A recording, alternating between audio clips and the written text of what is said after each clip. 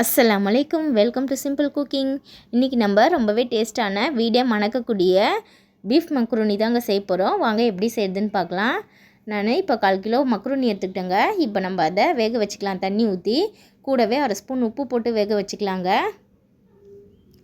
Next 2 medium size வெங்காயம், 2 medium size தக்காளி நான் சின்ன சின்னதாக கட் பண்ணி எடுத்துக்கிட்டேங்க. கூடவே 2 பச்சை மிளகா நீல வாக்கில் கட் பண்ணி எடுத்துக்கிட்டேன். கொஞ்சோண்டு மல்லித்தழை எடுத்துக்கிட்டேங்க கட் பண்ணி. நான் ஆல்ரெடி பீஃப் வேக வச்சுருந்தேங்க. அதை நம்ம இப்போ சின்ன சின்னதாக கட் பண்ணி எடுத்துக்கலாம். இப்போ இஞ்சி பூண்டு பேஸ்ட்டு கொஞ்சோன்னு எடுத்துக்கலாங்க.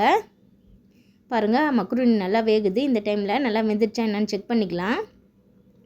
வெந்ததுக்கப்புறமா அதில் இருக்க தண்ணினா வடித்து எடுத்துக்கலாங்க. மக்ரூனி வடித்ததுக்கப்புறமா அதில் லைட்டாக ஆயில் ஊற்றிக்கோங்க மேலே, அப்போ தான் ஒட்டாமல் வரும். இப்போ நம்ம அடுப்பில் ஒரு பாத்திரம் வச்சுக்கலாம்.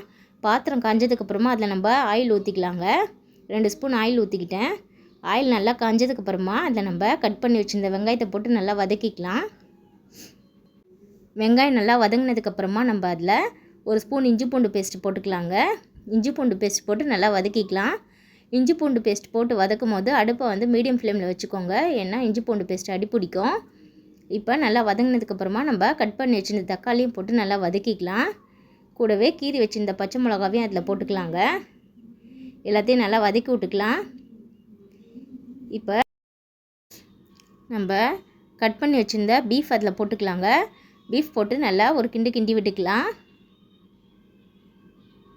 இப்போ அது கூட 1/4 டீஸ்பூன் மஞ்சள் தூள் போட்டுக்கலாங்க.